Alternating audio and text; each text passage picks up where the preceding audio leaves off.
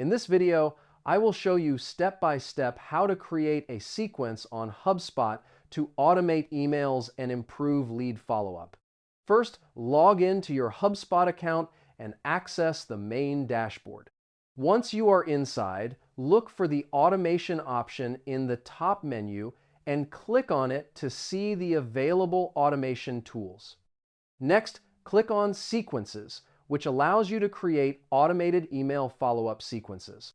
After that, click the Create Sequence button to start building a new sequence. HubSpot may show ready-made templates that you can use as a starting point, or you can create your sequence from scratch.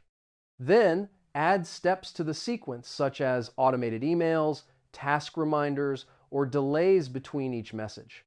You can write the email content directly in the editor and personalize it using the contact's name or other details. You can also define the time delay between each email in the sequence. After setting up all steps, review the sequence to make sure everything is correct. Now, click Save to store your sequence. To use the sequence, select a contact inside HubSpot and choose the option to enroll the contact in the sequence you created. This helps automate follow-ups and keep communication organized with your leads. And that's it. Now you know how to create a sequence on HubSpot easily. Save this video so you can check it again later if needed.